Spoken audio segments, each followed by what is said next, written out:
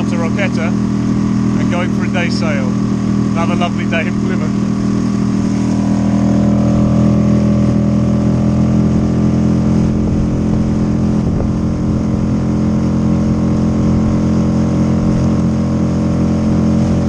There she is. Look at the ass on that.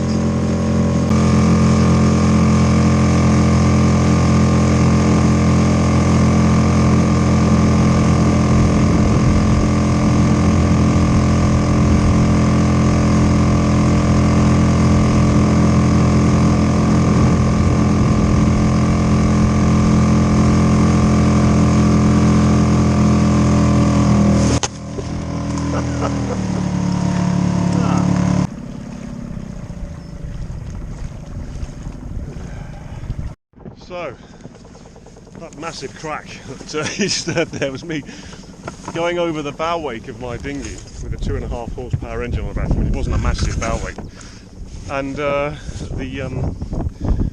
thwart seat cracked in two. Nobody likes a massive crack, do they?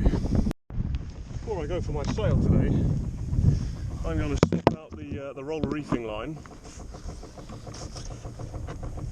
Because the old one is here, is very thin, and you can't get any purchase on it. It doesn't fit the winches well.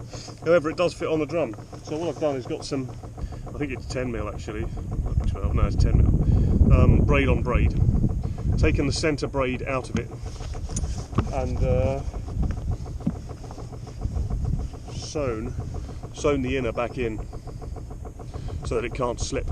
So what I've got then is a line that's big enough to handle properly and will go on the winches very well, but a line that's thinner and will lay flat around the drum, so there shouldn't be any traps after that. So I'm just going to swap that out now.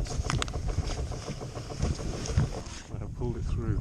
No way you get a 10mm rope through there. Through a bit.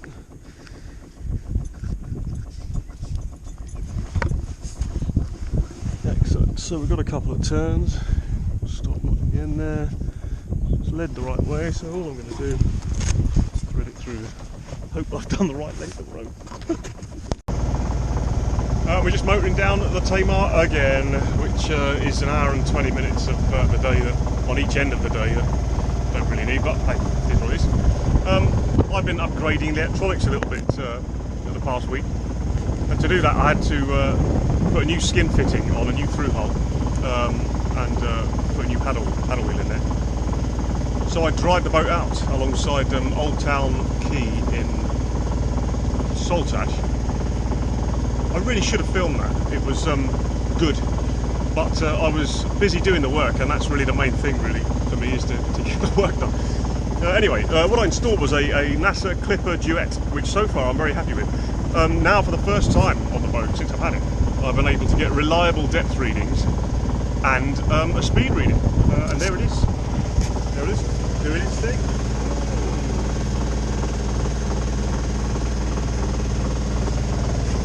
So I'm just chugging through the moorings here. No need to nail it. I also installed a new compass because the old compass, while it was full of character, lovely old bit of kit, it was just worn out. It wouldn't sit straight in its gimbals anymore. They were all very worn. The light didn't work. There was a bit missing off the top of it. It's supposed to have a little sort of cap on it that stops it lighting up the entire place when you put the lights on. Actually, the lights didn't work anyway, and the cap was missing. So I upgraded that. That's been installed in its place there. And now I have an accurate compass that's easy to read, and will even show me angle of heel, which is good. A working log and depth sounder, which is even better. And I also found the fuses for the first time on the boat, and it turns out that behind the switch panel there are two of the old fuse holder type things where you have a little thumb nut, you unscrew it, take the cap off, and then all the fuses are lined up in there. So to change a fuse on the boat at the moment, you have to unscrew that panel, 2 screws, they're quite long screws as well, quite difficult. Unscrew that, take the panel off, gently ease it forward, undo the 2 thumb screws, somehow see what you're doing, change the fuse, put it all back together.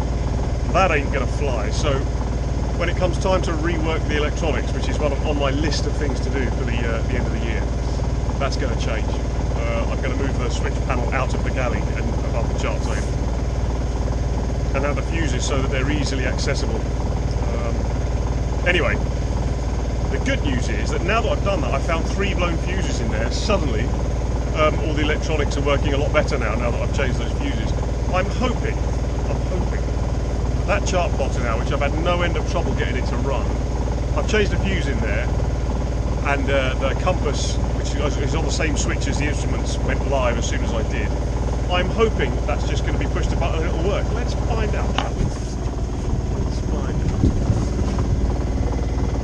Just switch the instruments on, which means the compass might still be on. It's LED, it uses nothing. Let's see if it works.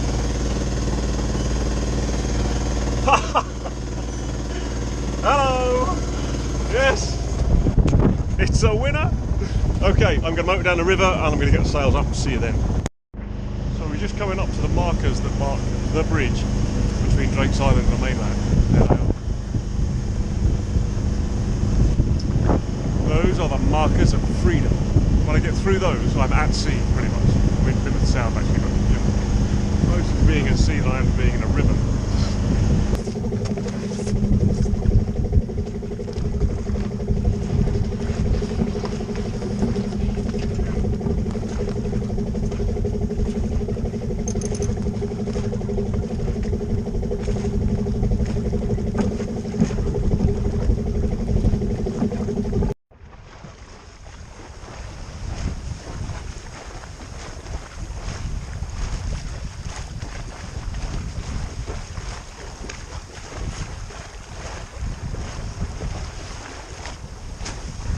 Well, my usual complaint of not enough wind doesn't hold true today. We are howling along. I've seen 5.8 knots on the log, and the GPS agrees with that. We're just after slack water, or sort of at the end of slack water really, so the two should be roughly in agreement, and they are. Fantastic. Sails full. I can tell you from my new compass, we're heeling at about 15 degrees. Feels like a lot more than that. Occasionally a bit more. And we're just leaving Plymouth Sound there. We just sailed between a warship and a tanker type thing. There it is behind us.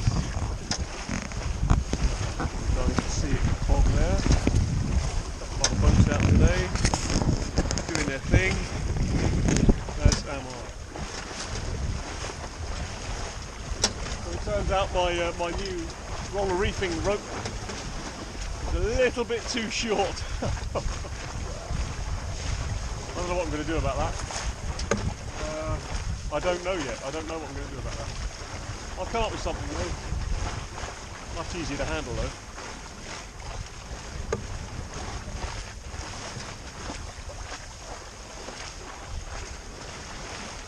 That dinghy is absolutely surfing back there.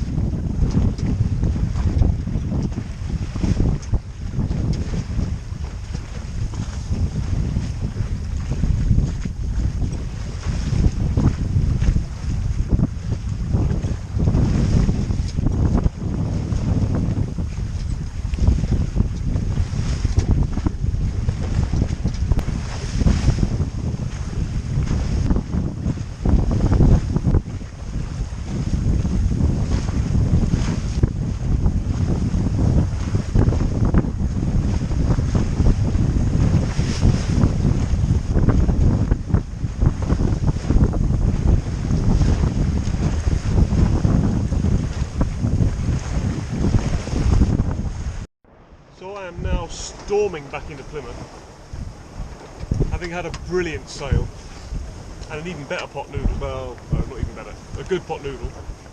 We're doing 6.2, 6.5 knots. Absolutely storming along. Yeah, I'm a little bit concerned about my upcoming trip to, well, West Country and hopefully even the Scillies with the missus. I don't know if she's up to this. I can't keep the boat upright all the time. We'll see. We'll give it a crack. The good thing is, and the reason we planned it, or I planned it the way I have, is Plymouth to Foy. If she's had enough, she can get the train home. Foy to Falmouth. If she's had enough, she can get the train home. You know, at any point she can bail out, really, before the big one. And even after the big one, and by that I mean a trip to the Scillies. If she gets back from that and doesn't fancy the sailing back up the coast, then mutiny.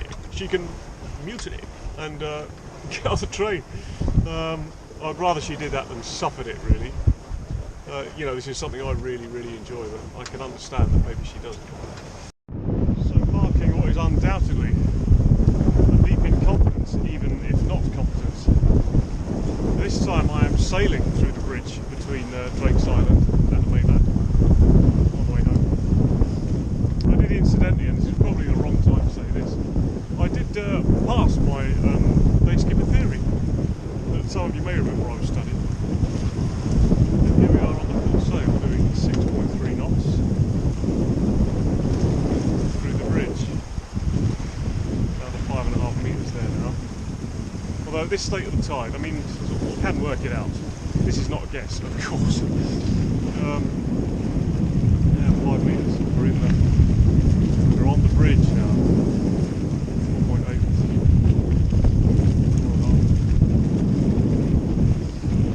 Yeah. We're sailing through.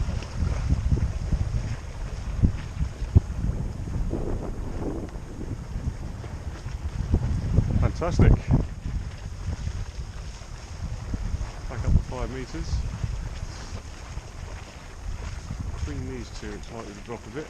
There we go, 4.8, 4.7, 4.6.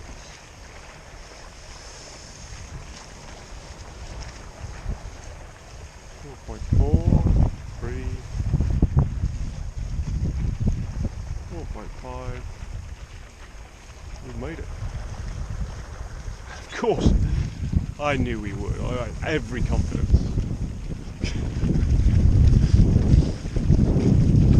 Still doing 4.5 knots on the sail. I'm going to try and hold off as long as I can before I start the engine this time. It's just so tedious motoring up and down the river. I hate it. So I'm going to try and sail as far as I can, which will mean, of course, dealing with the Tor Point ferry under sail. We'll see how we go.